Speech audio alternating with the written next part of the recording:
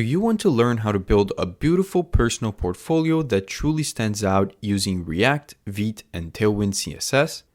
Well, in this tutorial, I'll show you how to create a sleek, responsive portfolio using the most up-to-date technologies. We'll design stunning layouts, add smooth animations, and incorporate interactive elements that make your portfolio not only beautiful, but also highly functional.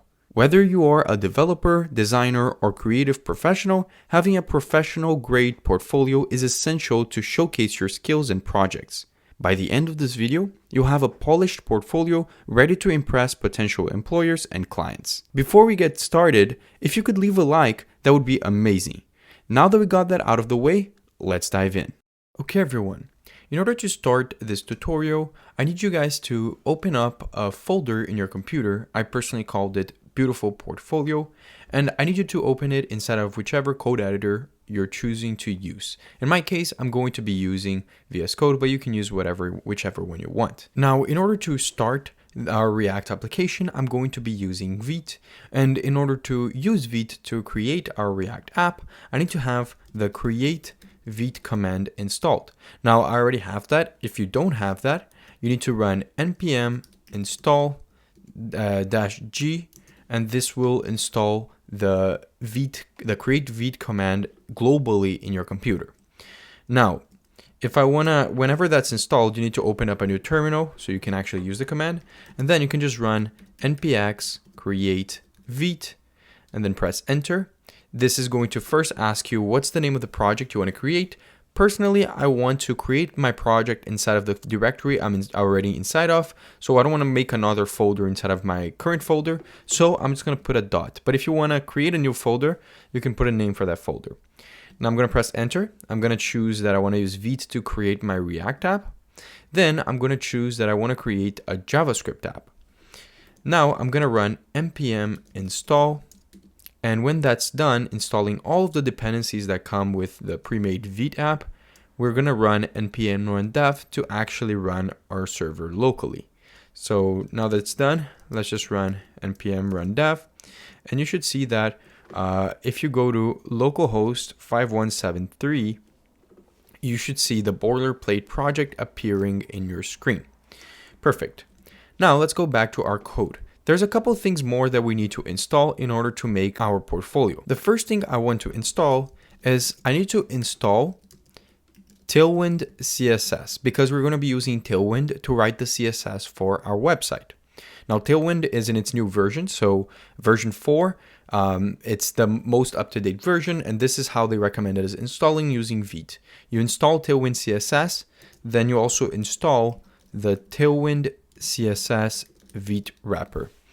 Then we're going to press enter, and this is going to install both packages. Now, the only last thing we need to install is a package that is going to help us handle the email form in our website.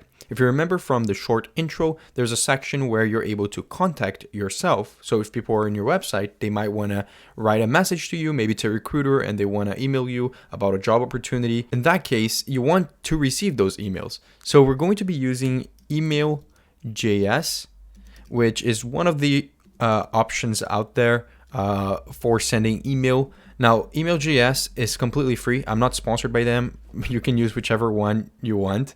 But email.js is the one that I use if I want to do something quick and free, because they do have 200 emails per month, I believe, for completely free. And if you're receiving more than 200 emails a month, you're probably, you don't need to have a portfolio. But yeah, so we're going to install that package. I'm going to run npm install email.js -com, and we can press enter, and we should be good to go. Now, let's go and take a look at our code. We currently have a couple files already here. I want to delete everything from our app.jsx because this is all of the boilerplate code that comes with Vite. I also want to give ourselves a fresh start on the CSS files because we really don't want to have already like a bunch of CSS that was made with the boilerplate code. We want to actually write some of the CSS ourselves. Now, despite using Tailwind for most of our styling, we're still going to have some CSS that we're going to write over here, specifically for stuff like animation. And in order to actually make our styling take effect using Tailwind, we do have to go to our index.css, and we need to import at the top over here the Tailwind CSS library. Now, I also want to give some basic styling to our HTML and our body tags. This was already set in, but I want to start it from scratch. I want to give a margin of 0 as always, a padding of 0, so there's no separation. Then I also want to define a font family for this website. You can use whichever one you want. I personally want to use this Space Grotesque, and I'll make sans serif, and I'll put a background over here. This background will be the following color. It will just be a very simple black. And then we want to add a color for our text, which is just going to be F3, F4, F6. Perfect. Let me just remove this over here, and we can save this. Now, right now, all this does is just makes the background black, but you'll see that this will align with our styling later on. Now we can close this, and this is as much as we're going to do with any CSS for at least a very, very while. And we can start creating the folder structure for our project. So in our project, we're going to have a lot of different components, and I want to keep all of those components inside of a components folder. Now, with a personal portfolio, I personally don't like to use routes. And if you are familiar with React, you know there's multiple solutions for having routes in your application. But the thing is, when you're doing client-side routing with either 10-stack router or React Router DOM, delays can occur. And if you want to make your personal portfolio as efficient and fast as possible, because you don't want to waste time of the recruiters, you probably want to make everything in a single page. So that's what we're going to be doing in this project, but it's going to make it look a lot better, as you can see. So in order to make that happen, I have this components folder, and I want to separate it into generic components, which is what I'm going to just put directly inside of this directory, and the different sections that we're going to have in our portfolio. And what do I mean by sections? Well, we're going to have a home section, so I can create a home.jsx file. We're going to have a projects section, so we can make a file like that as well. We're going to have an about section, which we can make that as well. And we're going to have a contact section. Each of them will be independent, and we will be able to use the navbar to navigate between the 4 of them. Now, for now, let's just close those files. We're not going to actually do anything on them, but we already have them already set up over here. But now, what do we want to start off with? Well, I want to go chronologically, so I want to start out by creating the loading screen. You've seen that cool loading animation where it shows like hello world. We're going to build that first. So in order to do that, we need to create a component inside of our project, which is going to be called loading screen. Now, you notice this component is not inside of the sections folder, as it is inside of the components folder. And inside of here, we're going to export const loading screen, and we're going to generate the component. Now, this component is going to return a certain UI inside of it. Now, this UI will look like this. We're going to have a div, and we're going to implement over here the class names that we want to put the Tailwind stylings inside of them. And the first thing I want to do is I want to make this fixed, and I want to put an inset of 0. Then I want to set the Z positioning to be 50. I want to add a background and make it black. And I want to put the text color to be the color gray 100, which, by the way, if you want to make it a different color, you can check the Tailwind cheat sheet I'm going to link below with all of the different colorings together with what each of these class names translate to. Then I want to make this div a flex div and specifically have a direction of column.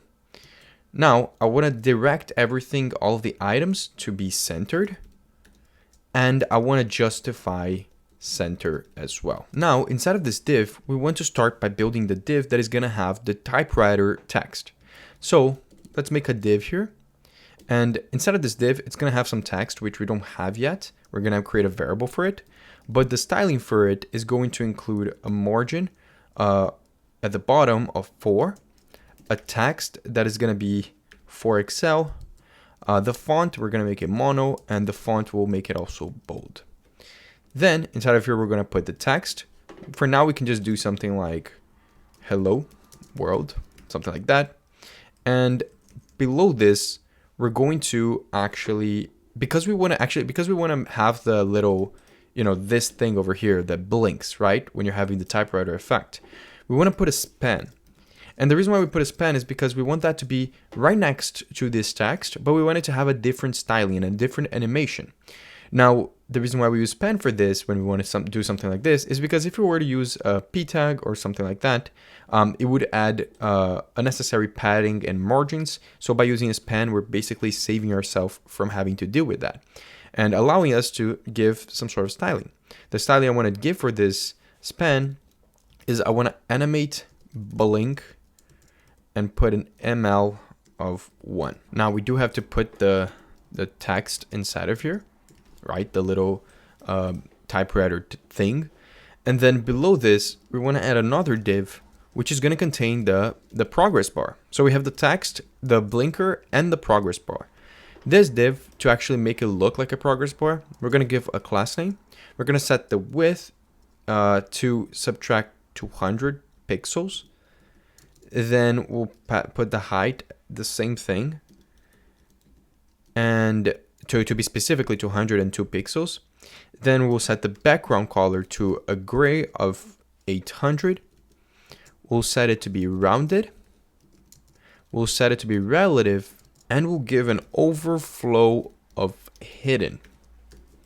Then inside of this, we're going to put the actual animation. The top div is for the loading bar container. This one is for the actual animation. The width of this will actually be 40%.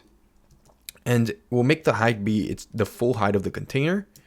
Then we'll set the background color to be blue, but you can choose whatever theme color or your website is. Mine is mostly blue and black and kind of gray, so I chose blue for this. We'll also put a shadow, which is going to be the following shadow dimensions and color. We're going to put a 0, 15 pixels, and we can specify a color by giving this specific color over here, 3B8 to F6. And finally, we'll call the animate loading bar class. Now let's call this component in our app.jsx. I'm going to import over here at the top the loading screen component from loading screen. And what I want to do is I want to render this component over here. So let's call the loading screen component and let's see what it looks like. Yeah, it looks like absolutely nothing. And the reason for that is because we haven't put any of the animations and we haven't put the logic for making this appear and then disappear from the screen. So in order for us to make the animation for the loading bar, which should be the first one, we want to come to our index.css and I want to define here a layer of utilities. Now in this layer, we're going to specify the keyframes for an animation called loading. Now the keyframes will look something like this. At 0%, we're going to have to transform and translate X to be negative 100%. And the end of this animation, which is 100%, we're going to transform or translate X. Actually, I need to put transform first and then translate X, and we'll make it 250%. Now, we defined this animation keyframe, and we can now use it by calling the animate loading bar component that we created, and we'll set the animation equal to the loading animation. We'll give it a total time of 0.8 seconds, but you can choose whatever you want. And we'll set the ease and infinite so it can keep going. Now, all we have to do is import the component or the CSS file here. So we'll call the /index.css. And not only this will finally apply all of our Tailwind's styling, but also allow our animation to happen. Now, let's make the actual typewriting effect happen. Now for that to happen, we have to use some use effect and use state logic. So the first thing we want to do is create a state that is going to keep track of the text, right? And at least the length of the text that is currently being displayed in the screen. So let's say text and set text. And we'll also keep track of the full text that we want to display. So what is the end state? The end state is we're going to have hello world being displayed, but you can do whatever you want with this. You can put your name if you want to, you choose, right? Whatever you put here is what's going to be the end state. Then we want to call a use effect so that we can run this at a certain interval. Now the logic we want here is we want to keep an index to where, like, which letter of the word is currently being displayed. So it will start just displaying this, then it will wait a certain amount of time and then display the H as well, and then wait a bit and display this as if you are actually typing it. So for that, we have to keep track of which letter we're in, and we can create an interval that is going to be running. So I'm going to say set interval, and inside of this interval, we're going to be setting the text equal to the full text, but we're going to cut just the part that we're currently in. And the part that we're currently in is a substring of the first letter and the current index. So every time we run this interval, it is going to turn the text being displayed equal to one extra letter. And we'll change this text over here to show that state so that that actually happens. Now, inside of here, we also need to increase the index +1, because if we don't do that, then we'll just get stuck in the same letter, which is the first one. Then I want to also end this so that we don't have an issue of going out of bounds. So we'll check to see if we are now at the end of this text by saying if the index is greater than the full text dot length, then I want to clear the interval. And I want to pass the interval that we created inside of here so we can actually clear it. So now we can pass also the length of this interval, which will be 100 milliseconds. And at the end of this, because this is a use effect and we're starting an interval and we'll also have a timeout over here, we want to return and clean everything up. So I want to return and clean up and clear the interval in case this component goes to bust before we're able to clear our interval and we're able to avoid any memory leaks. Nice. Now, if we go there, we should see that, yeah, something happens. It is very glitchy because we don't actually have the logic fully done yet. We also don't even have what we want to do when this is complete.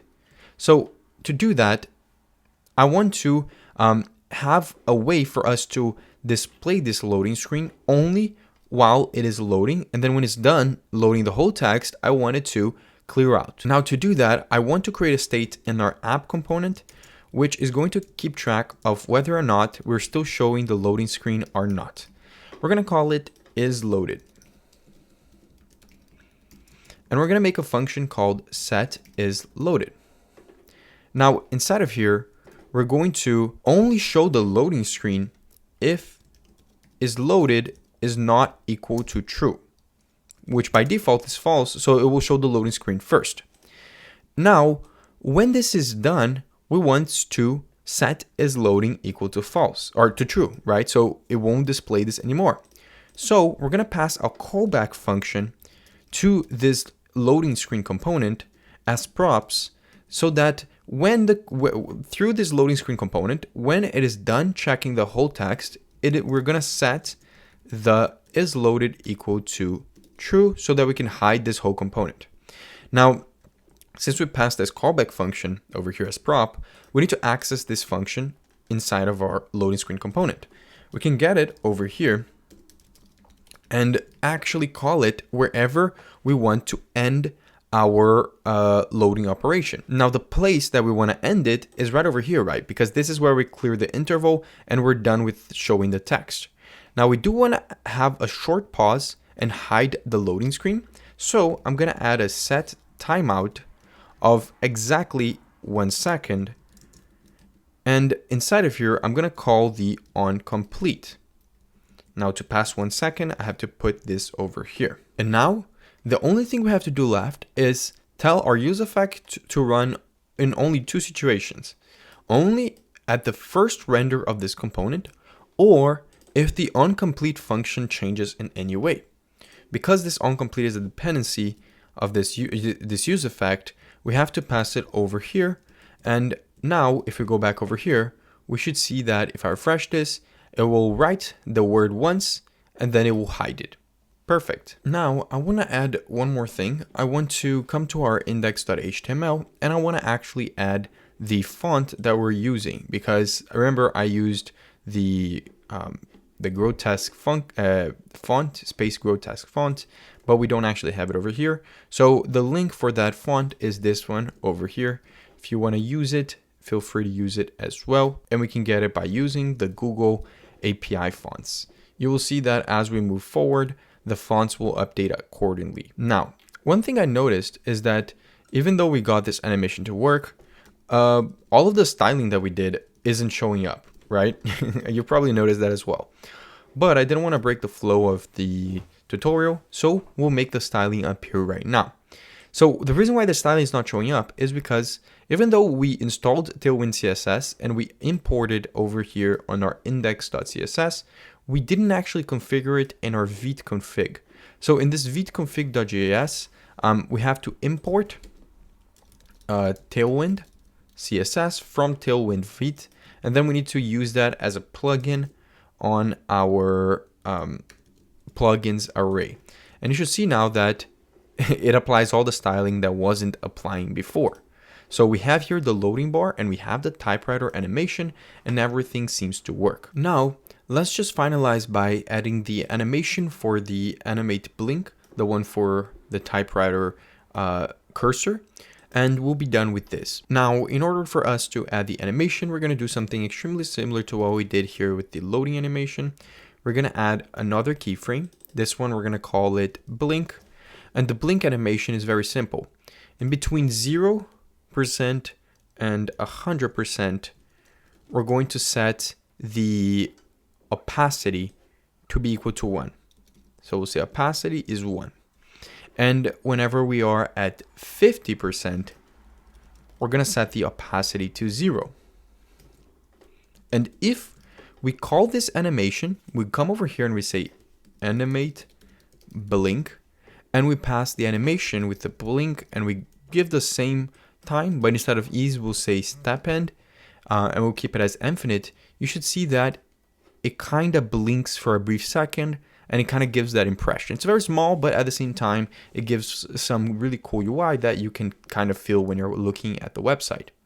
Now we're done with the loading screen, and we'll close this file and pretty much done with most of our CSS that we write over there. We can start building more of our app component. So inside of this app component, we're going to have the top of it show the loading screen, but below it, we're going to have a div that is going to contain everything else in our app, including our navbar and our other sections. So for this full div over here, we're going to add some styling to it. We're going to first check to see if the min height will be the min height of the screen. Then we're giving a transition opacity with a duration of 700. We kind of want to make all of the sections in our screen appear kind of like in a slow way after our animation is done. We don't want it to be like really, really fast. Now, if the animation is loaded, then we want to actually set the opacity of all of this to 100 so we can display it. But if the animation is not done yet, we don't want to display it. Now, the way we're going to do this is we're going to turn this class name over here into backticks, because if we do this, we're going to be able to inject some JavaScript inside of here. And the JavaScript we want to insert is the Boolean of if the page is loaded or not. Because again, if it is, then we want to set the class name equal to opacity 100 to show the items. And if it's not, we'll do the opposite. We'll set it to opacity 0, not 9, 0. And then after this, we also want to probably set the background equal to black, and again, the text gray to 100. We should see that, I don't think, since we don't have any of the sections below, it won't show anything, but it's technically showing the information. Whatever we put inside of this div, it will show after it's loaded. Now, the first thing we want to add is a navbar. And the reason for that is because if we're going to make different sections, we need to find a way to navigate throughout them. So we'll start off by just making the navbar. So to make the navbar, let's just call a navbar component over here. Obviously, we haven't created it yet, but we'll do that right now. And similar to the loading screen, we don't want to create it inside of the sections yet. So we'll create it over here. And inside of here, we're going to export const navbar.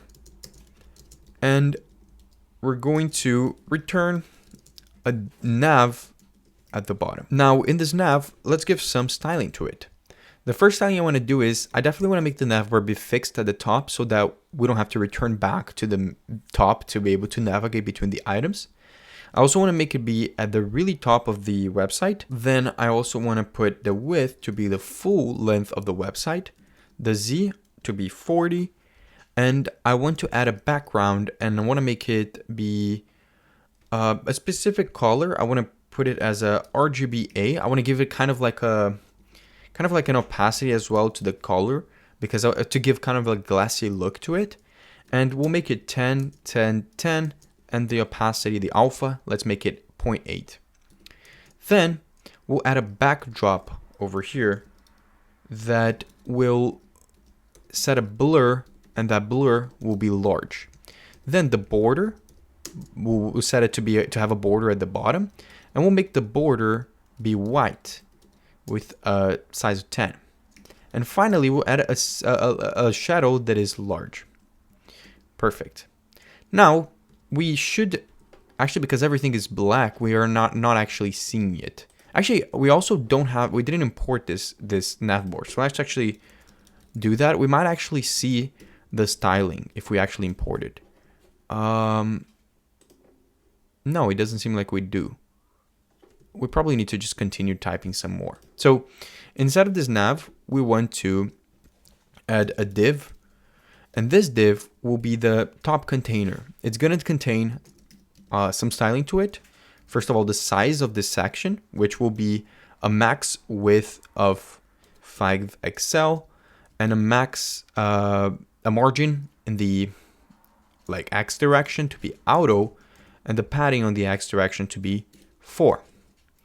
Then we'll create another div, and this div will actually contain the logo to your website, whichever logo you want to put, and also the hamburger section when you're in a mobile phone, so that this website is responsive. Now this div will have some flex to it so that we can space things out. We're also going to justify everything in between, and we'll center the items. So items center with a height of 16. Then in here, we're going to add the first item, which is going to be your logo, but I don't have a logo. So I'm technically just going to put, just write something like dev. Actually, I'll just write like PedroTech, something like that. Even though that's not my website, if you want to check out my website, it's PedroTech.co. It's not this one that I'm building. But I also want to make the color of the .tech be a little bit different. So I'm going to put a span over here, which again is better than a p tag if you want to just give a small styling because it doesn't give padding. And I'll put a class name to this text, and I'll make it text blue 500. Then in the a tag over here, we want to navigate the user to the home page, the home section, right? The main home section, if they click on this item. Now, since we're not using routes, we can actually indirectly navigate to an element's ID if we set an ID to them. So right now we don't have the home page or anything like that, but when we create the home page, we'll set an ID of home so that when we click on this A tag, it will actually navigate there. Then we also want to pass a class name over here. We'll set the font to mono, the text to XL, the font to bold, and the text to white. Let's check to see. Yeah, now we can start seeing some stuff, especially after we set the height to be equal to 16. we can now see our nav bar starting to appear in the screen. Now, what we want to do is we want to add the hamburger like nav bar for when you're in a smaller screen. So below this A tag, we're going to put a div over here. And this div is going to contain the class name. We're going to set the width to be 7. Then the height to be around 5. We'll make this relative. And I also want to put the cursor when you're hovering it to be pointer. We'll also set the Z to be 40 and the MD to be hidden. Then we'll have to obviously add a functionality to click on this and actually open the other menu. Now inside of here, we want to put the icon for the hamburger menu, right? The mobile menu. And the icon for that has a specific Unicode. It is this one over here. Now, obviously we only want to show this up if the menu is open, which we don't know that yet, but we'll know when we implement that logic. Now, below this, we want to add the desktop menu. This is the mobile menu, and this will be the desktop menu. Now, the desktop menu is going to have a div, which is going to have the following styling. We're going to set the class name equal to hidden, MD to be flex, the items to be centered, and the space in the X direction to be 8. Now inside of here, we're going to put an A tag for each of the different links. So the first link is going to be the home link, which we kind of already have when we made this one over here. We can set the href to be home as well. And the styling for this is going to be a bit similar. So we're going to set the text to be gray and to be 300. We'll set a hover to make it white. And we'll also set the transition colors. Now we'll copy this and we're going to make 3 more of those, one for each section. So this one over here is going to be the about section. So we'll just change this to about. This one will be the projects section. And we'll also change this to projects. And finally, this one is going to be the contact section. I don't know why I keep writing it in caps locks, but it's going to be contact, and this will be contact as well. We should see that we just see the home section, but we will refresh it right now, but we should now see that some of the items appear over here, but we need to specify what can be shown and what can't. Now, in order to specify what can be shown and what can't, we need to know if the current menu for the mobile is open, right? If this is going to be an icon and we're going to click on it to open if the screen is smaller. Now, to check that, we do need to keep track of the menu. So I'm going to create a state similar to this one over here, but we're going to call it menu open. And we're going to change this to set menu open. And we're going to pass this as props to our navbar, both pieces of information. So we'll say set menu open, and we'll pass that as well. Perfect. Now we'll save this. We'll go to our navbar over here. We'll destructure both of that. So we'll say menu open and set menu open. And what I want to happen is I want to constantly be checking, right, by using a use effect. And I want this to check to see if the document dot body dot style dot overflow, if the menu open is true, then I want to set that to hidden. And if it's false, then I want to just keep it empty. And I'll check for that every time the value of menu open changes. So when will the value of menu open changes? Well, if you click on the hamburger icon to open the mobile navbar, then we will actually change that value, because we'll pass an on click here and we'll say set menu open is equal to the opposite of its current value. We more specifically can actually grab the previous value over here. It's better, and we'll just negate that value. And you'll see that right now it shows that icon like the normal navbar, as you can see, right? And I can navigate between them. But as I move this a little bit inward, it becomes a hamburger icon. And when I click on this, it will set the state equal to true.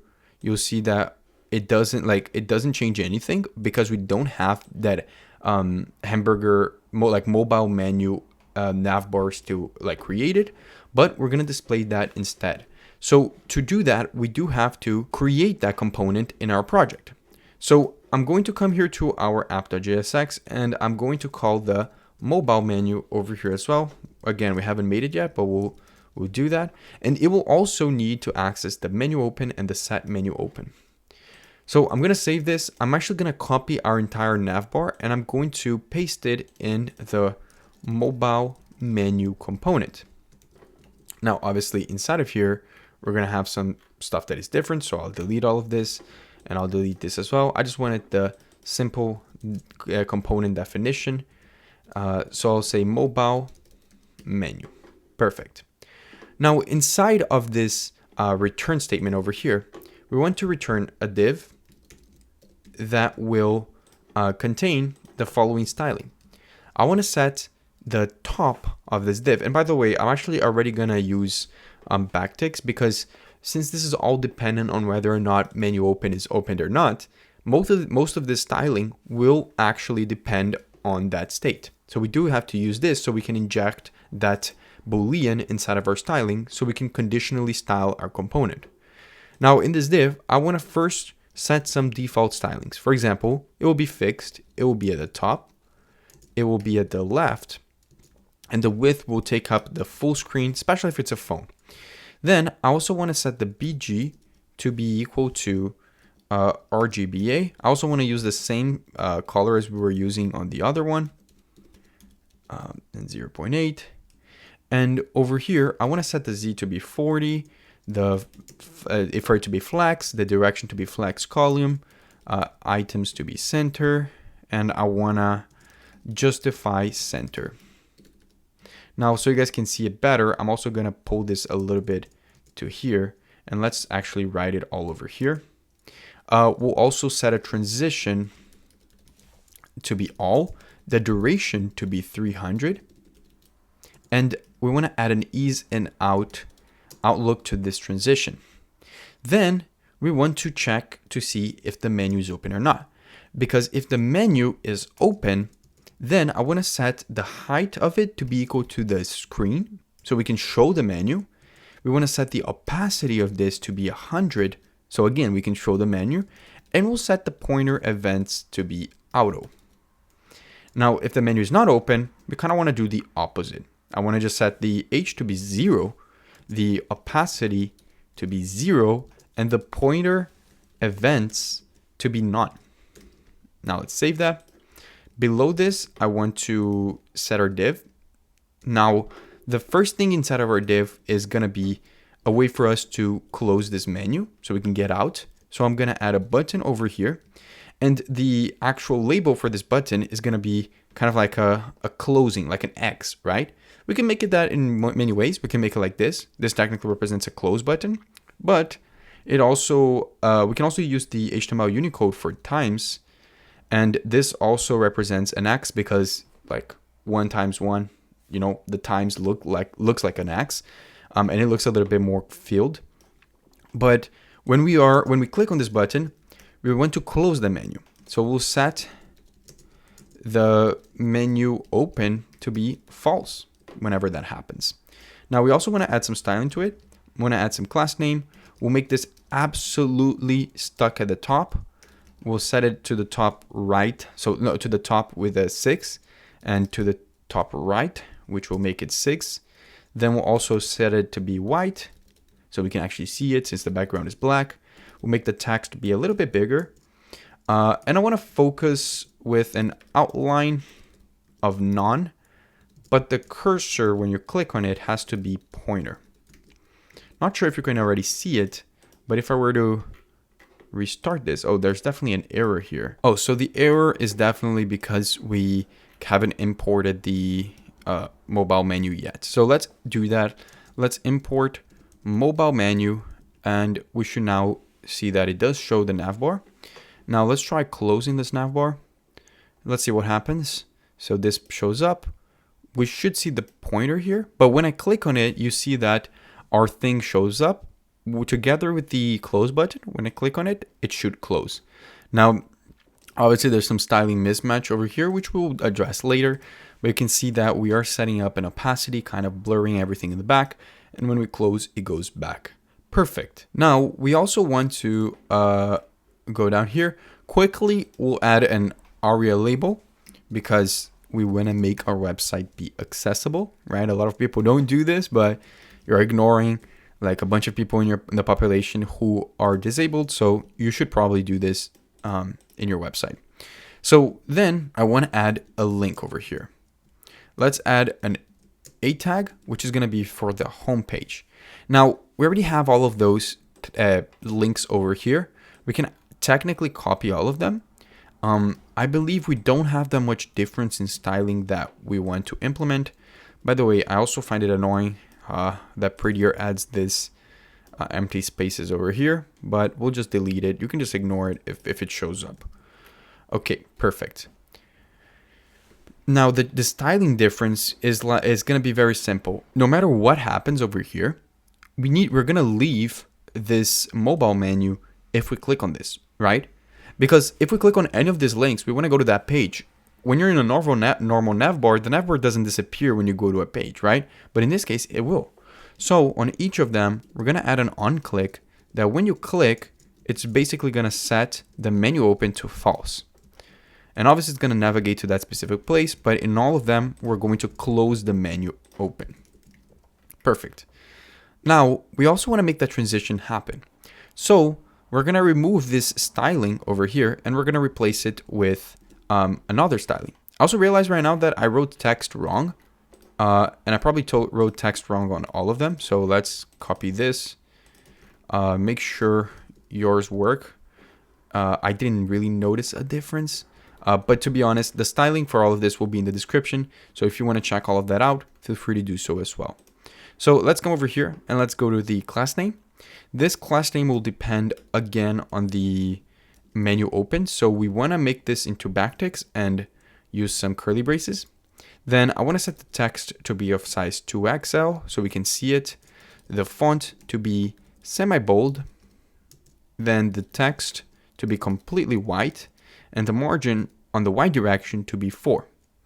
I also want to set the transform to be transition transform. And the duration to be 300. Now, we want to check to see if the menu opens. So I'll do the same thing I did before. I'm going to check if menu open is true, then I'll set the opacity equal to 100, and I'll translate this on the right direction to 0. But if it's the opposite, then I want to just set the opacity to 0, and let's do the Y direction to 5. Yeah, that sounds good. Now I'm going to copy all of this and I'm going to put it over here. I'm going to put it over here and over here. And you should see that there's a nice transition when we move from the mobile menu. See, everything appears, but when I click out of them, it kind of fades out, which is great. Now we're kind of done with the nav bars, which is an annoying but important factor of our project. So now let's close this too, and let's start building the other components. First things first, let's build the home component. This component is going to exist in the home file in the sections folder.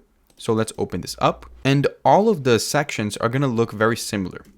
We're going to export the component like this. None of them are going to take in props. And inside of them, we're pretty much just going to return some section. Now we're specifically using the section tag over here, and we'll have to set an ID to them so that when we click on the navbar item for that, it will navigate to the specific element. This isn't because we're setting styling using CSS, it's because we want to navigate to this.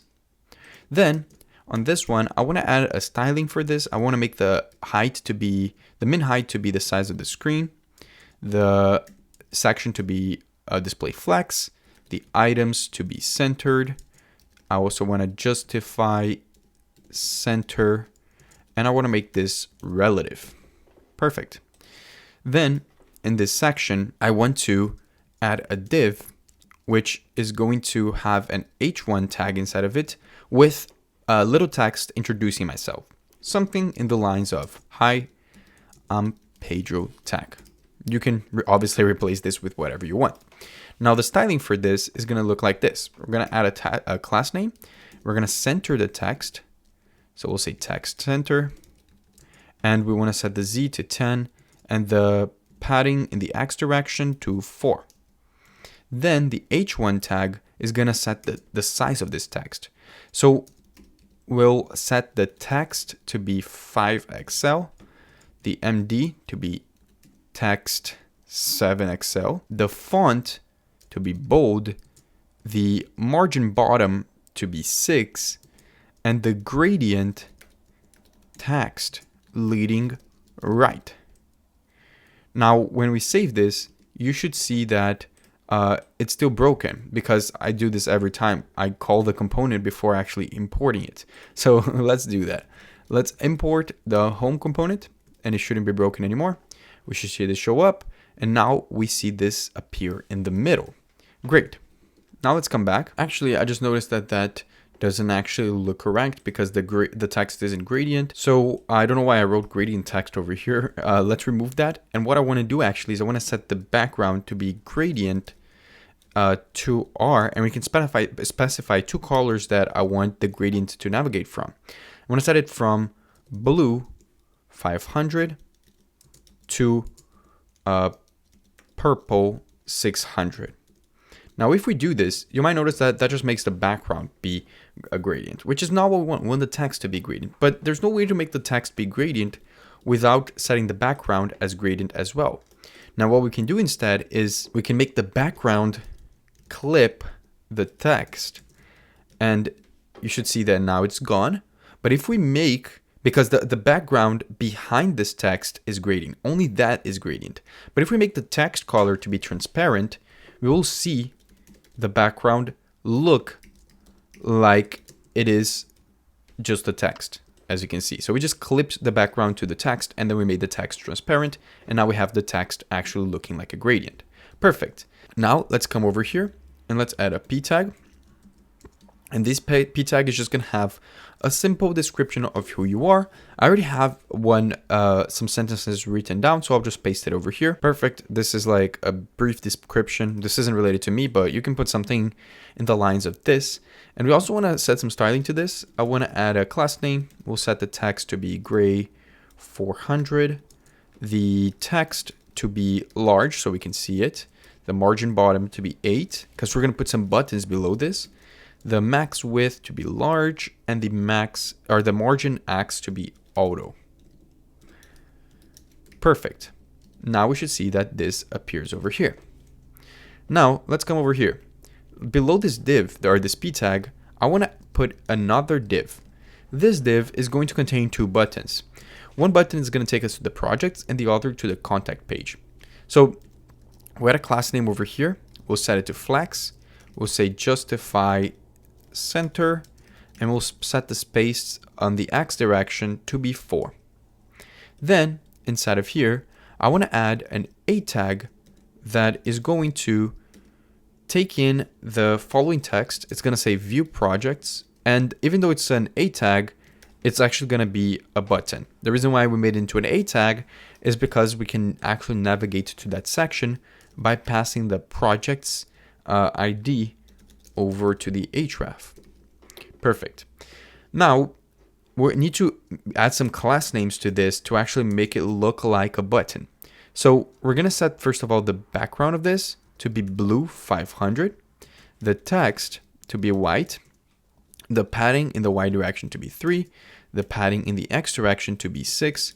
We want the button to be rounded, the font to be medium, and I want to have a transition when we hover it, relative, and I also want to set the overflow to be hidden, and we want to put some hover effect to it specifically. So I'm going to say hover. We want to translate. We'll put negative translate Y, and we'll put 0.5 for that. Then I want to add another hover property, which will say that it will make a shadow. And shadows in Tailwind, you have to obviously define it over here. We've done this before. We'll set the size of it to 0015 pixels. Then we'll set the color of it to RGBA. And the color, actually, let me press enter here so you guys can see this better. The color for this is going to be 59, 130, 246, and 0.4. This should make the desired color, which is kind of like a bluish color. And let's see if it looks, yeah, kind of looks like this. Now I want to do the exact same thing, but with the contact page. So I'll say something like contact me, and I'll change this to contact. Now this isn't exactly the same because this button will have some difference in its styling. So I'm actually going to remove this. Not all of it. I'll probably just remove up to the overflow hidden. We'll keep the hovers. And in this class name, I want to set there to be a border. The border to be blue. We'll set 500 divided by 50. And then we'll set the text inside of it to be blue, 500. The padding Y to be 3 and the padding X to be 6, similar to what we did above. We'll also make this rounded. We'll set the font medium, transition all, duration 200, and the difference is in the hover as well, because we do want the translate Y to be negative 0.5, and we probably want there to be a box shadow as well. The shadow though, we'll make it a little bit less opacity. And then I'm going to add another hover, and this one is going to be for the background. I want to actually fill in, because if you notice, we didn't put any backgrounds to this button because I want it to be completely transparent, but have an outliner to it, which is the border we set. But then when you hover it, you see a beautiful blue background. So we'll set 500 and 10. And this is kind of how it looks. It has this vibe to it, and right next to each other, it also goes up a bit. That's what we did with the translate, as you can see, and we can go and click on them. But obviously, we don't have any of those sections done, but we do have our home section pretty much done. Now we can close this component, and we can start building our next section, which is the about page. Now, the about page exists over here. We're going to, again, export const about, and we'll create this component, which will return a section. Now, I will make sure to import this time. So we're going to import about over here at the top, and we display it. Perfect. We can close this now. And in the about page, the main focus of this page is to show information about your education, a little bit about your skills, and your work experience. So I'm going to start by adding an ID, which is going to be called about, so we can navigate here. Then we'll add some styling. We'll say min h screen flex items center justify center, and the padding in the y direction to 20. Perfect. Then inside of here, I want to add a div, which is going to contain a little h2 tag saying that this is the about me section. Now to center that, I want to add a class name for this whole place, where we want to set the max width to be 3XL, the margin X to be auto, and the padding X to be 4. Then I want to set some class name to this about me title. The text should be pretty large, so we'll say 3XL. The font will be bold. The margin bottom will be 8. And I want to kind of make it like the gradient as well. So I'm going to set the BG gradient to be from blue 500 to, and instead of purple, let me actually try a different color. I think I used cyan in the other project. We'll make this a text center. Before the text center, we'll set the bg clip text and the text transparent like we did before. And I think, oh no, we do have to, on this bg gradient, we have to say to or.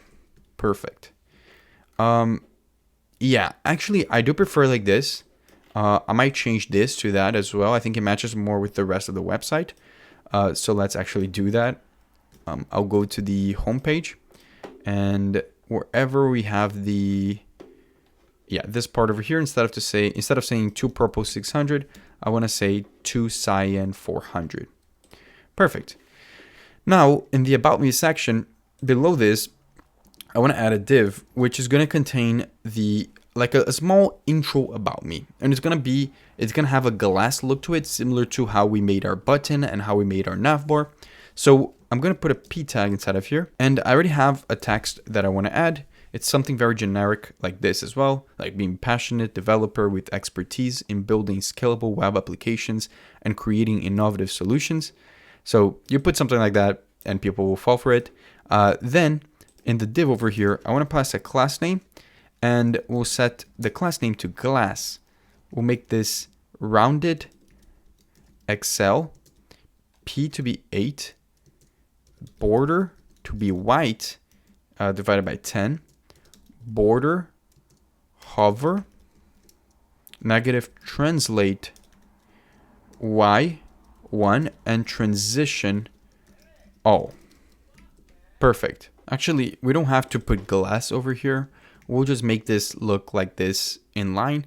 But over here, we're going to add a class name of text gray 300. And we'll set the margin bottom to be equal to 6. And we should now see something like this. Perfect. Now, I want to add a small section which is going to show my skills. So we'll add a div over here, which is going to contain another div. This first div, we'll use it for primarily styling like a grid. We'll set the grid calls to be 1 and the MD grid calls 2 and the gap between the items to be 6. Then on the second div, we're going to set the class name to include the rounded. The rounded part of this glass or this div will be XL. We'll set the padding to 6. The hover, when you're hovering it, we want it to translate the Y1, similar to what we did with the buttons, and we'll set the transition all. Then inside of here, we're going to add an H3 tag. This H3 tag is going to say front end because we want to display our front end skills. Now below here, we're going to add a div which is going to display those actual skills. Now inside of this div, we want to have a class name which is going to set flex wrap, and a gap of 2. Now in this H3 tag, I also want to add some styling to it. So I'm going to say that its text is XL, the font is bold, and the margin bottom is 4. Then we should see that it kind of looks like this. We'll have the front end here and we'll have the back end here. But we don't want to manually write each specific tag that is our front end and our back end. We want to create a list over here which is going to contain those specific skills so we can easily manipulate and add more. So I'm going to say front end skills. This will be a list. I'm going to just put some generic ones. I'm going to say React, Vue, what else? TypeScript, Tailwind, CSS, and what else? Svelte? I don't know. And I'm also going to make the same one for backend. So I'll come over here and I'm going to add backend skills. And I'll just put again generic ones like Node.js, Python, AWS, MongoDB, and GraphQL. Then we want to loop through those items inside of this div over here. Now, as we're looping through the items, we want to grab the frontend skills.map. We want to access the specific technology, right? The tech inside of here. And we want to return back a simple span. Again, the span shouldn't affect the padding of anything, but it should affect the styling of the, like how it looks. Now the styling will look like this. It will be a background blue 500. Then we'll set the text to also be blue 500. The PY to be 1, the PX to be 3. We'll make it rounded to be kind of like a pill, and we'll make it very rounded. The text to be kind of small. We'll set a hover so it gives a cool effect where the background will be blue 500 but divided by 20. Then I'm going to press enter here just so you guys can see it better.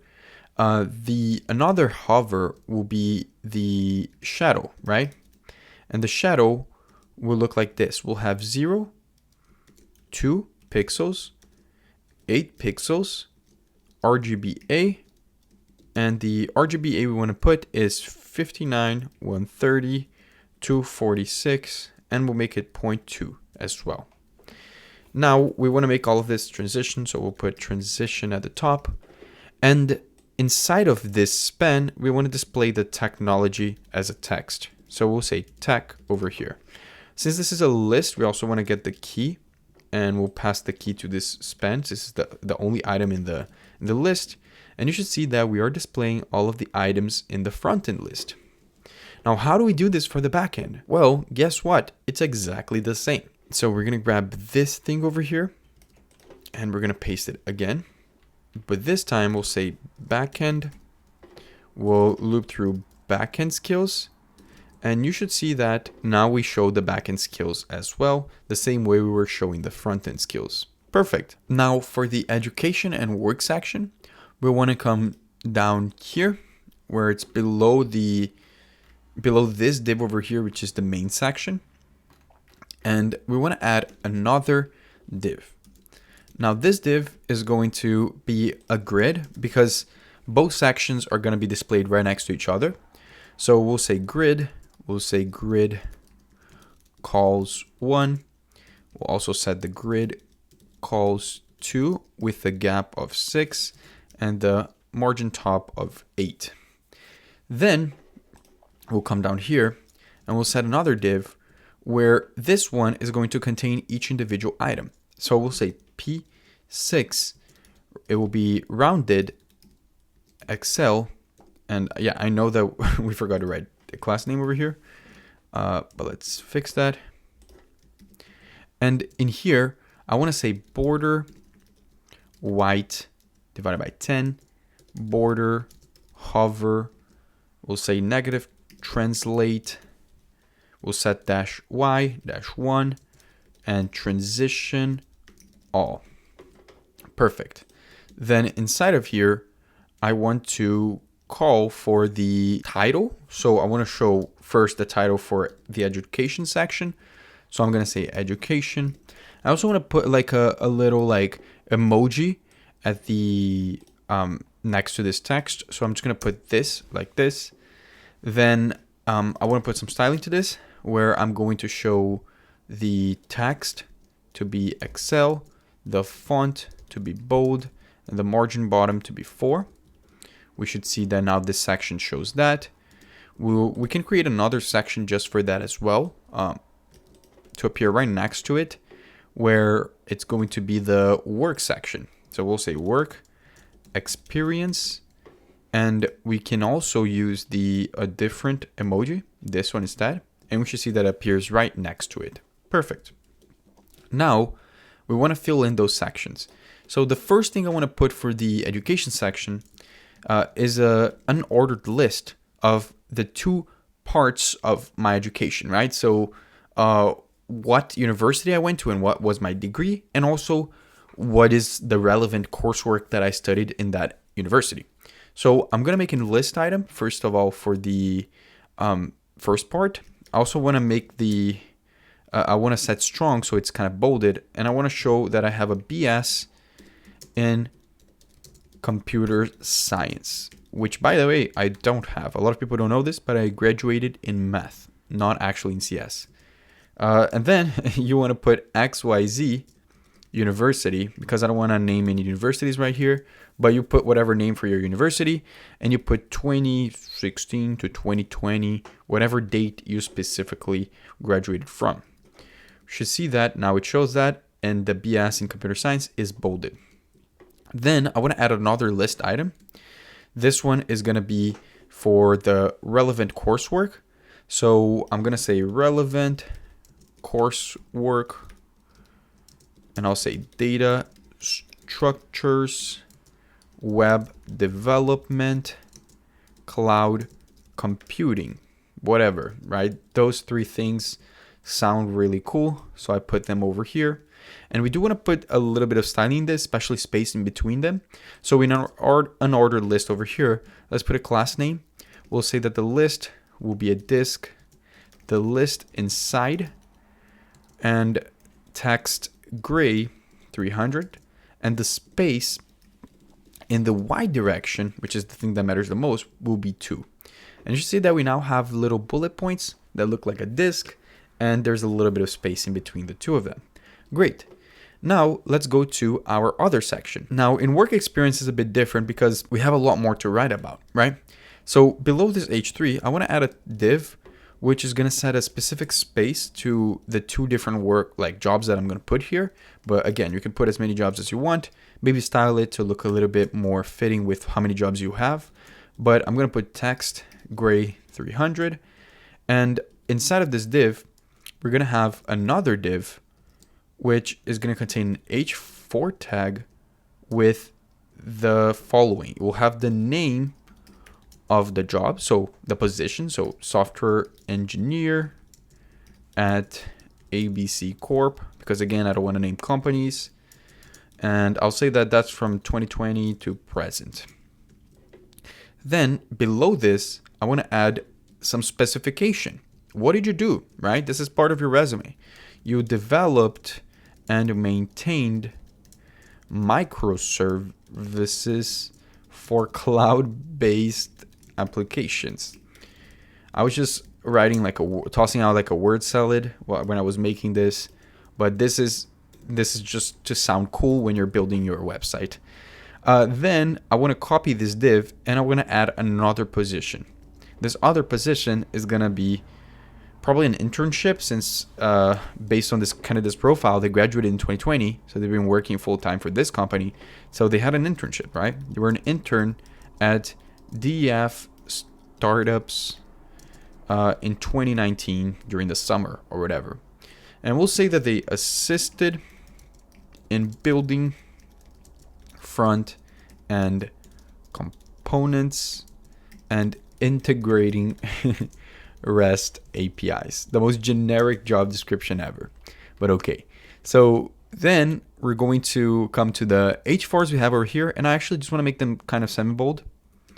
So I'm going to say font semi-bold, and I'm going to do the same thing for the other H4.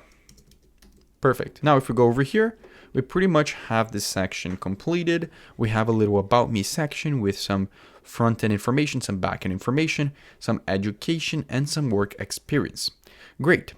And since we already have two sections, you can see that we do have the ability to navigate between them. If I click on about, it will get me to this section. And when I go to home, it will get me to this section as well. Perfect.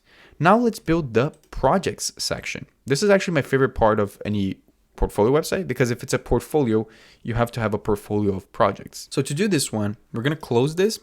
We're going to come over here and we're going to go to our app.jsx. We're going to call the projects section, and we're also going to come to projects and we're going to create the component. So export const projects. And inside of here, we're just going to return a section for now. Now let's import projects over here. So import projects, and we should be good to go.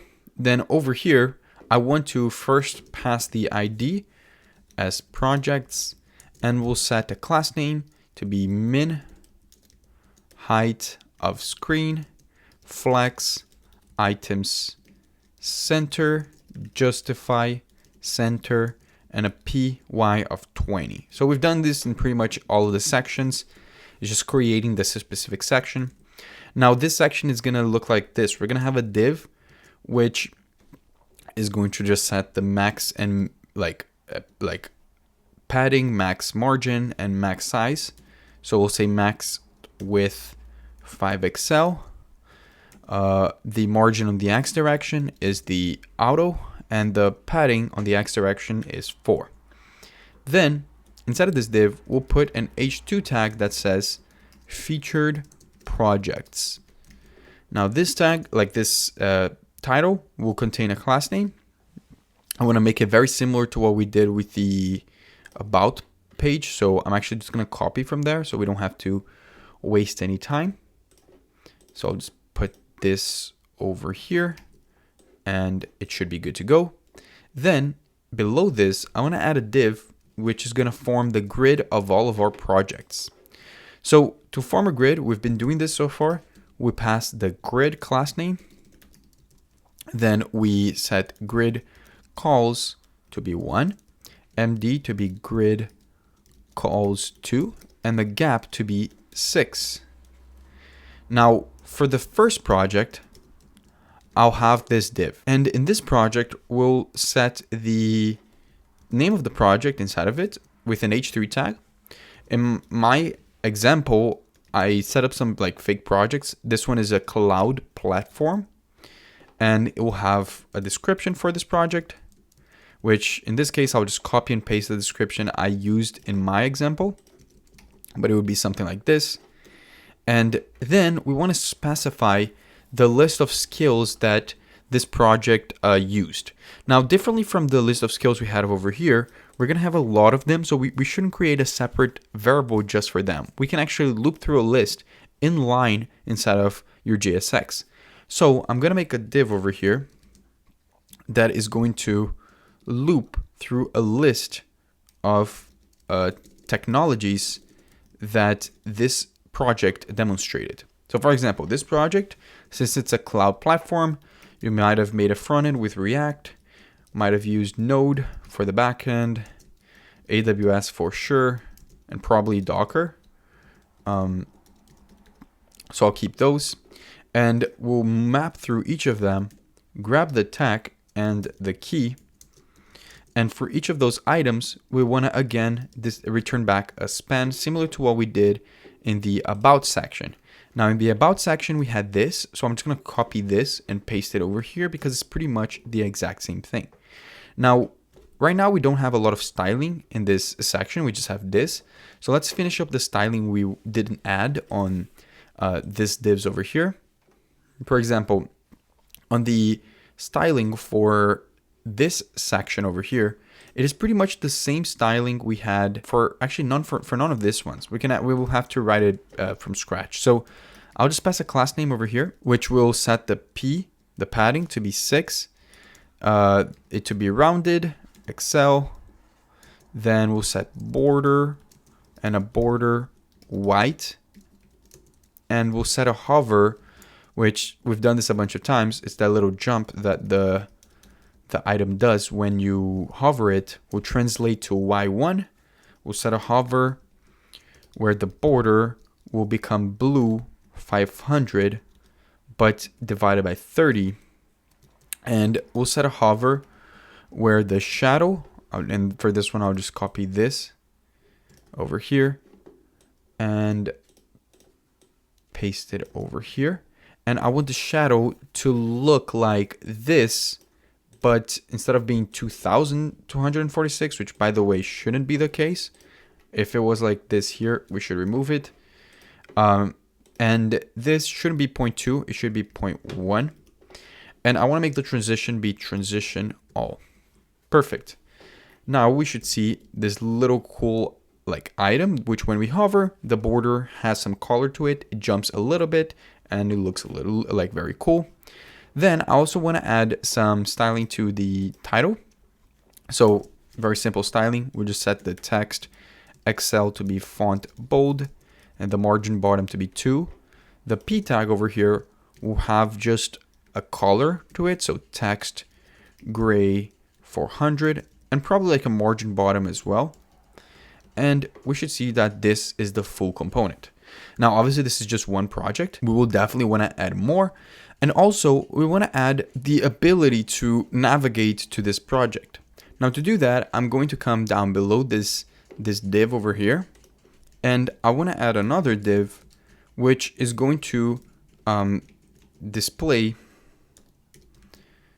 like an A tag that is going to take us to a specific page where it demonstrates this project. Now we can say something like this: view project, and then insert this little arrow over here that you can get in your keyboard, and you can put whatever href you want. I don't have a specific page for this project because this isn't a real project, but you put whichever one you have over here, and we'll set the class name of this text to blue 400. And when we hover it, we want to make it just a little bit less blue. So text blue to 300. And we'll say transition colors. Perfect. Now in this div over here, I want to set a class name, which is going to be a flex, and a justify between, and an items center. Now, why did I do that? Well, if I want to also put a, which I will actually, if I want to put a margin y to be equal to like 4, something like that, we'll have this appearing over here. You can center this if you want, but the idea is that I want to give you guys some space as well. If you guys want to put like maybe a GitHub icon over here, maybe a photo of your project, whatever you want, whichever other links you want to add, you can add them right over here. But the idea is you can click on this and it will take you to the project page or the actual demo for the project, which it doesn't over here because we don't have one. So perfect. Now we have pretty much finished up the project section. But we haven't finished the projects section because we have multiple projects. So what I'm going to do here is I already have like 3 other projects that I want to add. And it would be a waste of time if I showed myself adding each single one of them because they're going to be pretty much the same. All you got to do is just copy this logic over here. So starting below the div with the gap in the grid, you copy all of this over here. And then you just put it again and again, and you'll see that it will make another project.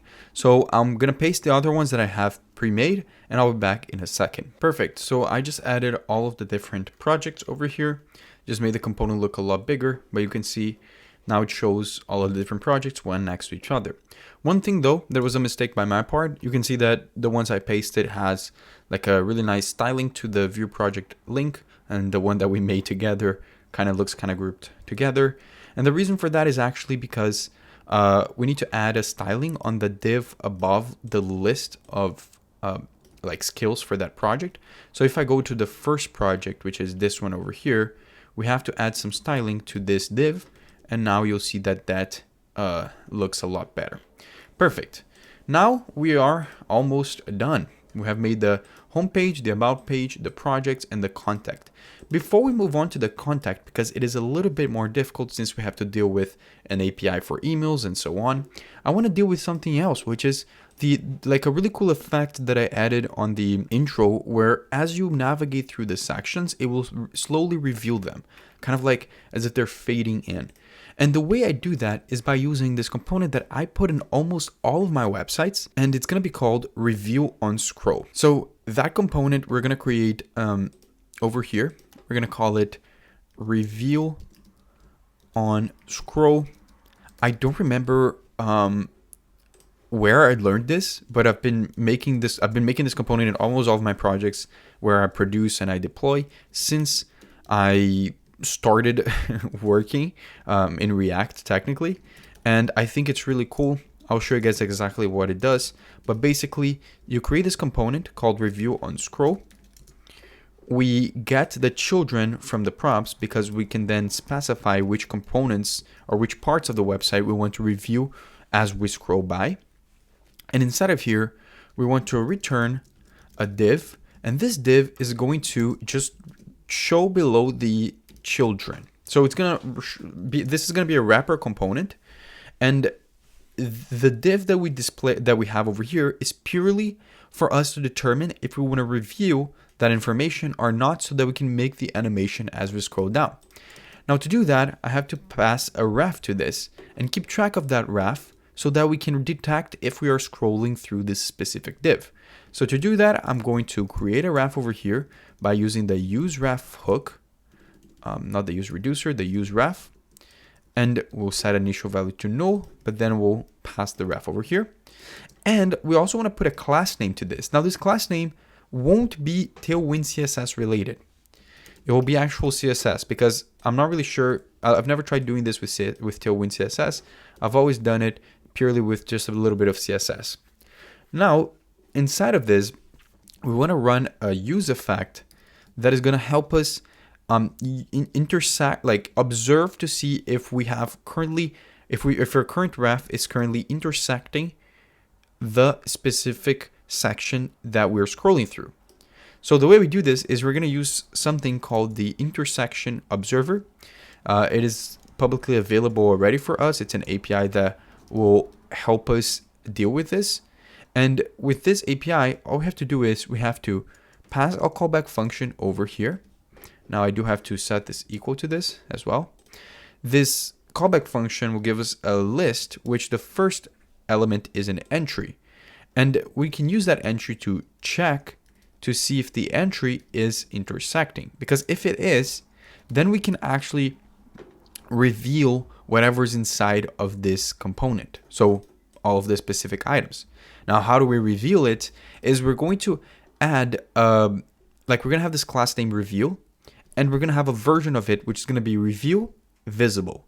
And when it becomes visible, we know the transition should happen. So we're going to use the ref that we created to add a class name to this specific item. So we can do that by saying ref.current.classlist.add, and we can add a class name. You can call it whatever you want. I'm going to call it visible, but it just has to match what you write on the CSS file. Then we have to specify over here, kind of like what are we checking for in the threshold of intersection. Now I have a threshold that I always use, which is 0.2, and the root margin is going to be 0 pixels, 0 pixels, negative 50 pixels, and 0 pixels. You can play with this to see if it matches, if it gives a better smooth experience in your website. But personally, I've always used this and it always worked. Then inside of here, we're going to check to see if the ref.current, then we want to observer.observe and pass the ref.current to here, so that we can actually observe this item that we are referencing to. And in the end, because we don't want to have any memory leaks, we want to return a function which is just going to call the observer.disconnect, so it stops observing for that ref. Now this code over here is going to allow us to come to our index.css and add some class names and class information for the reveal and the reveal.visible classes. Now, what styling do we want to do for this? Well, for the reveal, I want to set the opacity to be equal to 0. Before we will reveal it, the opacity is going to be completely 0. Also, I want the whole section to start a little bit below what it's supposed to be, so it gives this impression of appearing in the screen. So I'm going to translate in the Y direction, and I'm going to translate it 20 pixels. Finally, I'm going to set the transition to be equal to the opacity, and then 0.7 seconds. We're going to say ease, and the transform of 0.7 seconds, and then ease, so that we can have a very smooth animation. Then I want to set the case in which it actually detects the element, so it becomes visible. In that case, all we do is we just set the opacity equal to 1 and the transform translate Y to be 0, so that we can default it. Now, this should be working. But hey, how does it work? Well, for each section that you want to apply this observing effect and this animation effect, you just have to wrap it around with that component. So in the home page, for example, I can come over here and call the review on scroll component and wrap this whole section around. And at the top over here, I obviously need to import the component. So I'm going to import review on scroll from /, actually I'll go back twice and I'll grab the review on scroll component, and it should now work for the home component. I'm not sure how visible it will be in the first glance, but let's add it to the other ones. Let's go to the projects component. Let's add it over here. Let's also add it on the contact. Actually, we don't have the contact yet, so we'll add it on the about one, and we'll just call that component similar to what we were doing before, and we'll wrap all of this around, and we'll do the exact same thing on the about over here, and we just have to close it. Perfect. Now let's check this out. If I refresh this on the home page, right? Let me just refresh with the base URL. It shows this. As I scroll down, it detects that I'm now in the About Me section and it slowly reviews it. Let me do the same with the projects. You see, it gives that really cool effect. Now, obviously that only happens once because then the transition is over, but you can see how cool this looks. If I were to go backwards, actually, for example, if I start in projects, I can go up and it will work the same way. So now you can see the home page having the same effect. This is great.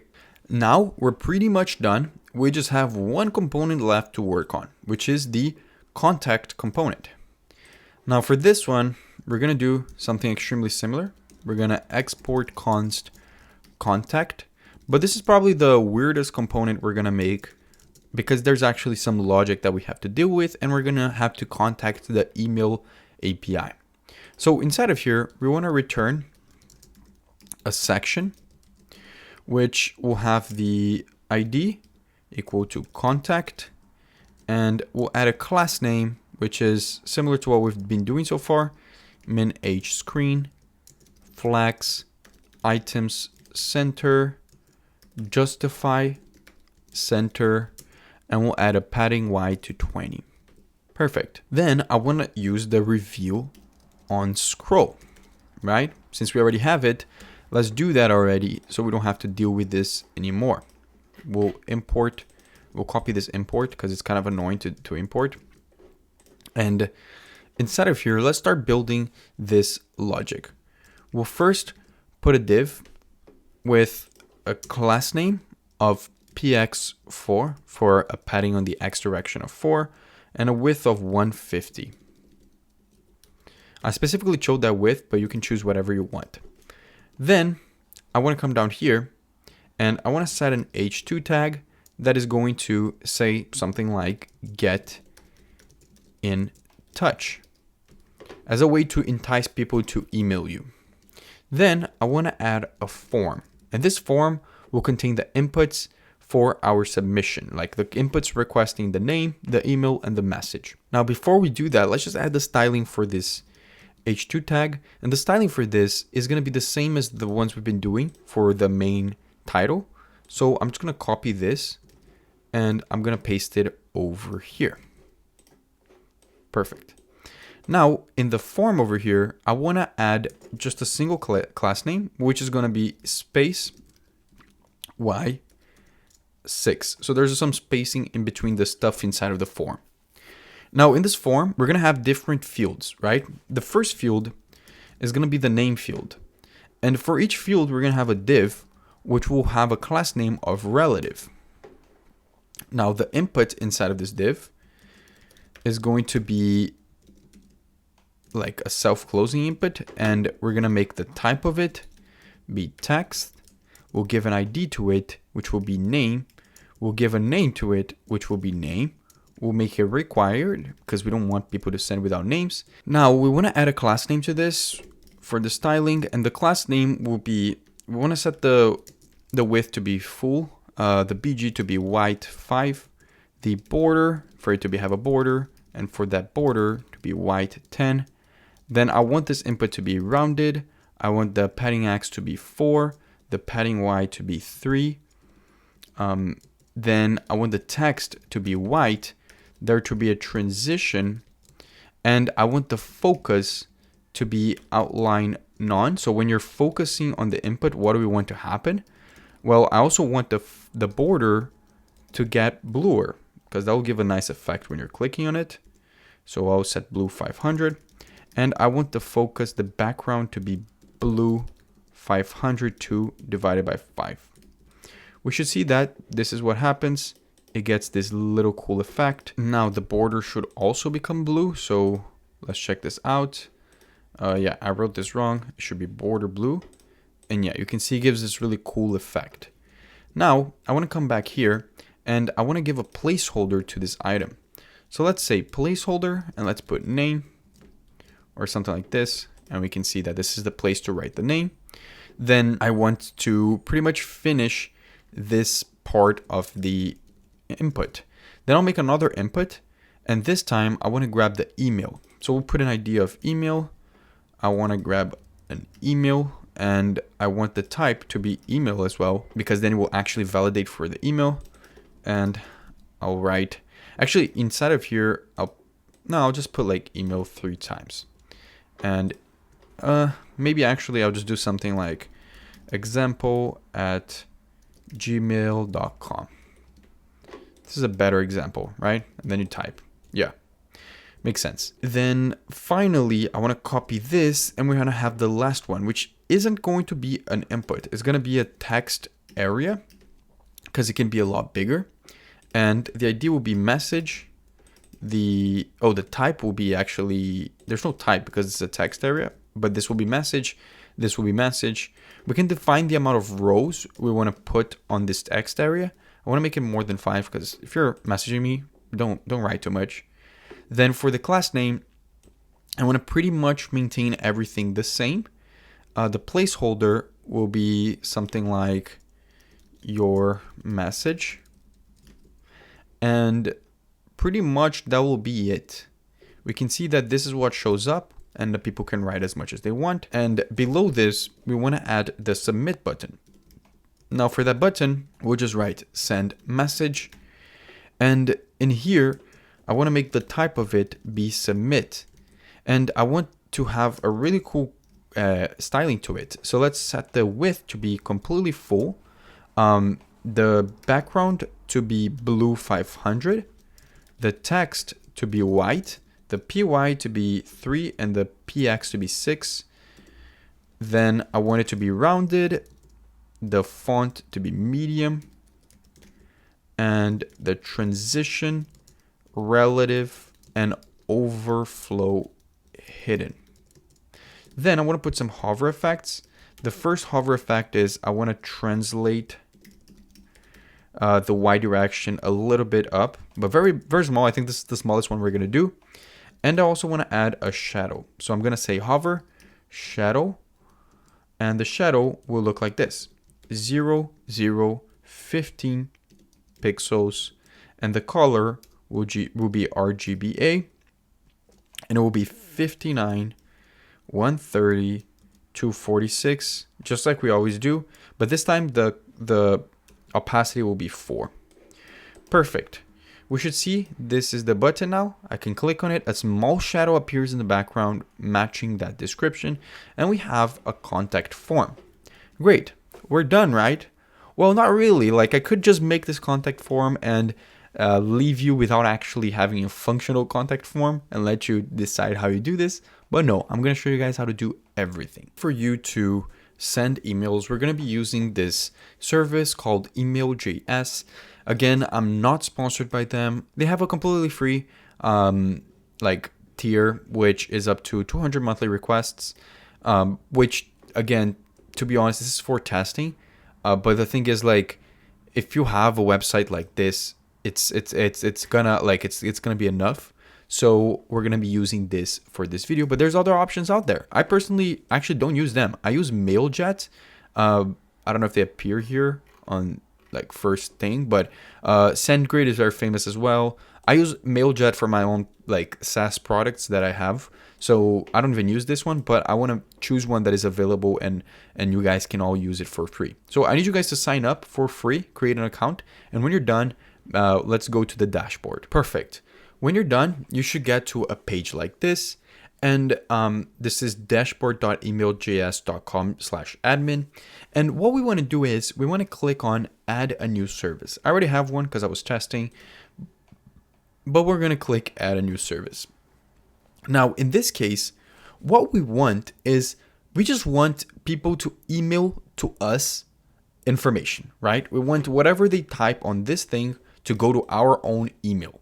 So when you create this, you're going to click on whatever email you have so that that email arrives to you. So let's click on whichever Gmail over here, and it will give you a service ID, right?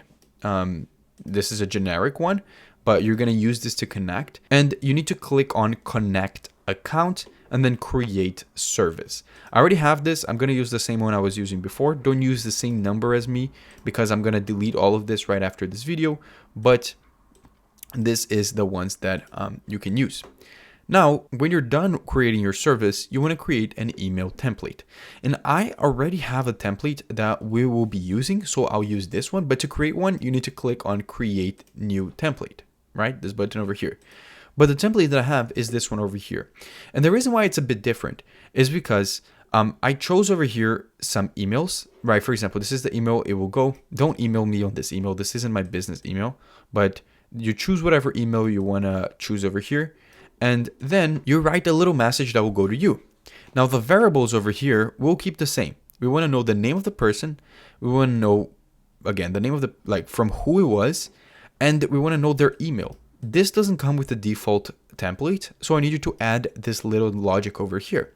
Now the message, again, keep this because this is going to be exactly what they send from here. Now, in the end, we're going to save this by clicking save. And you should have access to this template ID, which we'll also use to connect our accounts. Now, by actually connecting our account, we have to go to account over here, and we need to get our public API key. Again, don't use the same one as me. I'm going to delete my account right after this video.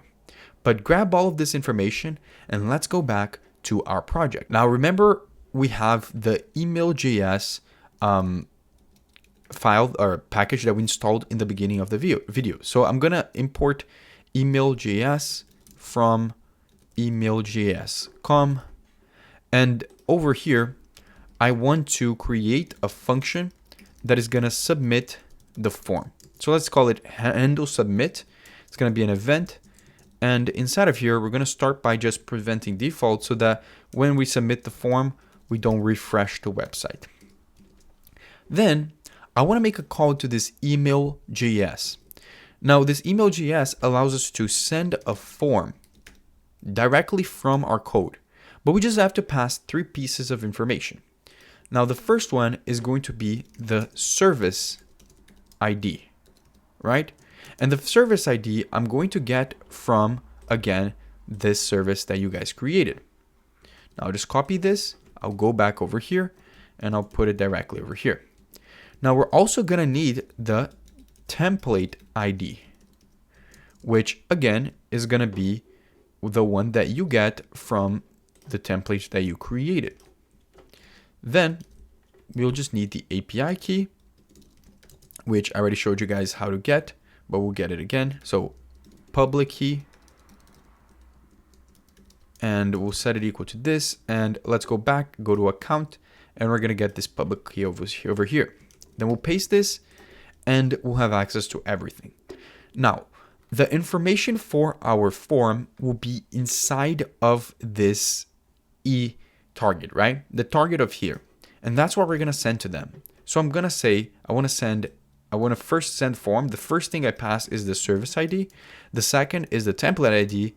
Then I pass the form data, which I can access by saying e.target, because the form data is going to be in here, and the send form function from email.js already knows how to deal with that.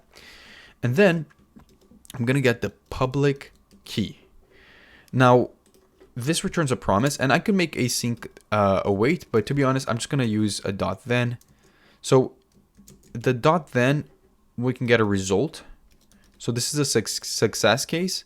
And in a success case, we just want to alert a message sent alert. So people know that we sent a message. Now, in case there's a failure, we want to catch and let them know as well that there's an error. So we probably, we don't even care that much about the message. We'll just alert, and we'll say something like this, like, oops, something went wrong. Please try again. Perfect. Now, one thing though, I want to reset the form when we submit this. So I probably want to create a state over here at the top that is going to keep track of the form data. So we'll say form data and set form data and set this equal to use state. And this will just be an object representing the form. The form only has three things: a name, which is a string, an email, which is a string, and a message, which is a string. Now, the way we keep track of everything is for each individual input, we can actually pass a value to them. And the value will be equal to form data dot whatever field it is. In this case, it's the name field, so we'll pass form data dot name. Now, in the other ones, like this one over here, we'll do the same thing, but for email. And on this one, we'll do the same thing, but for message. Now, we still need to set those values. So I'm going to actually pass an onChange to all of them, which will change each of the values whenever there's a change in the input. And we'll set the form data to change accordingly. Now, when this is the case, we want to keep all of the items in the form data object the same, but we want to only change the specific field that is changing in this case, like the name. And we can set the name value to be equal to the event.target.value, and that will keep track of that specific value. Now, the reason why we're doing this, even though we technically don't need to, because if you think about it, like I said, like the email.js just deals directly with the target and the form submission.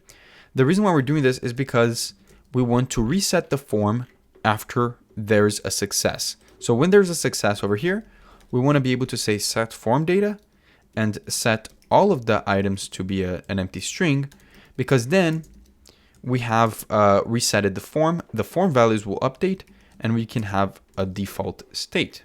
Perfect. Now, the last thing we have to do is just call this whenever the form submits. So we'll say onSubmit over here, and we'll call the handle submit function. Perfect. Let's test this out. I'm going to open this up. Let's go to the website. Let's go to this. I'm actually going to open up the network tab over here because we're going to make an API request when this is done. I'm going to put my name over here, Pedro. I'll put a random email. Remember, this email isn't going to be the email that is used to send the email. Remember this, because it wouldn't make any sense, right? You can't email for someone else.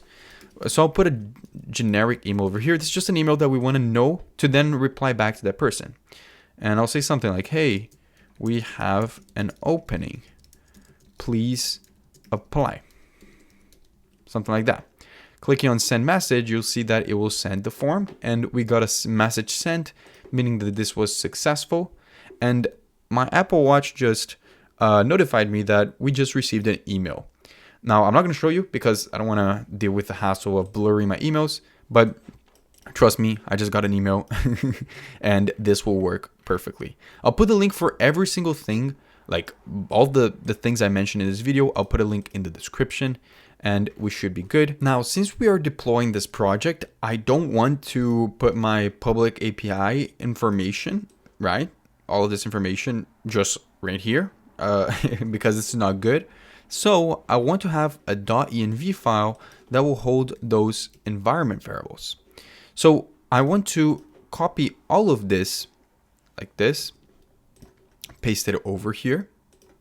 Now I don't need to define it as a const, and I also don't need to use this to define the variables. Now, when you're working with environment variables in Vite, if you want to access them, you have to preface them with the word Vite. So let's prefix them with Vite. And then when we want to use them, we don't have to access this constants.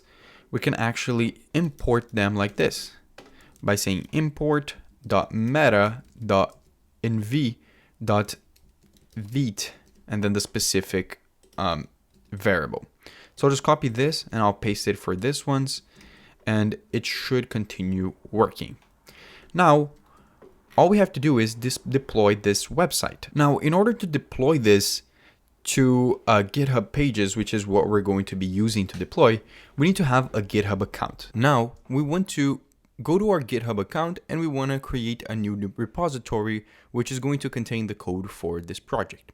So I'm going to put a repository name over here, but keep in mind that whatever name you put over here will be present in the URL of your website. So if you don't buy a domain, GitHub Pages will host it with your repository name as part of it. So I'm going to call it PedroTech Portfolio, something like this. And I'm going to make it public, but you can make it private as well if you want to. And I'm going to click on Create Repository. When that's done, we'll have all of these commands over here that we can use to actually push the code into our repository. So I'm going to come back over here and I want to do the following. I want to open up our terminal and I want to install the GitHub Pages package. So to do that, we'll run npm install gh pages and we'll make that a dev dependency. So when that's done installing, we have to configure a few things to actually make it work. The first thing is we need to go to our vite config, this file over here, and we need to add something inside of this object. What we're going to add is the base of this project. Now the base is going to be your repository name. So in this case, for example, the base is going to be this part of the URL when you are inside of the repository. So I'm going to copy that and we're going to put it over here. Now there's another change we need to make, and that change is over here inside of our package.json. In this file, we want to add below the name over here a new field called the homepage, and we want to add the link to where our website is going to be hosted. Now our website is going to be hosted in a URL that is equivalent to the following. You're going to have https // and you're going to put your GitHub username. In my case, it's machado_p1407. Then you're going to put .github.io. That's the same for everyone. But then you're going to put the name of your portfolio or the repository over here, which in our case is PedroTech Portfolio. So in reality, the only thing that will change in relation to what I just wrote over here and what you need to write is you'll change this to whatever is your username, and you'll change this to whichever name you put for your repository. Now we need to add two new commands to our scripts over here. The first command we want to add is the pre-deploy command. So we'll add the pre-deploy, and all it's going to do is it's just going to run npm run div or run build. Sorry. Then the next command we want to add is the actual deploy command. And the deploy command is the one that is going to actually use the GitHub Pages package. Now, to tell GitHub Pages to deploy this, we just call GitHub Pages. We put -d and then set it to the dist folder. Now, let's check to see our git ignore over here. Let's make sure that our .env is not appearing, which right now it is. So we do not want to deploy our .env file. So we can save this.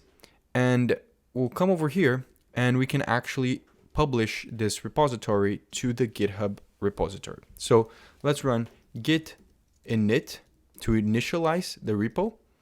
Then we'll run git add dot. Then we can actually just copy directly from there all of this over here. And we can just paste it and it will push everything to that repo. Now you should see that all of that is present over here. And now that we have pushed all of our code, we can just deploy our app. And to do that, I'll just run npm run deploy, and you'll see it will start running everything. It will start building everything. And when it's done, it will say published. Now I'll come over here and we'll refresh this. we can actually access that link by grabbing the URL that we put over here. And let's just open it up. I can do this. And for most scenarios, you'll run into something like this. It does take a bit to actually update and show the actual website, but usually it takes a bit, so just wait a second and it will appear. As you can see, I waited 10 seconds max and now our website is deployed. You can personally go to it if you want to as well, and all of our code looks exactly the same. So this is basically it for deploying the project. If you enjoyed this video, please leave a like down below and comment what you want to see next. Subscribe because I'm posting every single week, and I would massively appreciate if you could help support the channel. Again, the code for this is in the description. It is this repository over here, which you can access. And if you want to see more in-depth tutorials in text form, check out my website, PedroTech.co. You'll find a tutorial similar to this one there as well. Now, again, thank you so much everyone for watching this video, and I see you guys next time.